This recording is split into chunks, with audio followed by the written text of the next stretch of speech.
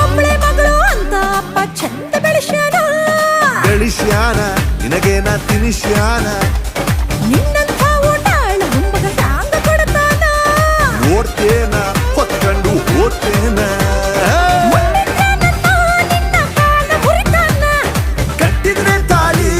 ಅವಾಗೇನು ಮಾಡ್ತಾನ ಧೈರ್ಯ ಇದ್ದರೆ ಕೇಳ ಹೌದು ಹುಲಿಯ ಅಂತೇನ ನನ್ನಂತ ಗಂಡು ಗಬ್ರು ಎಲ್ಲಿ ಸಿಗ್ತಾನ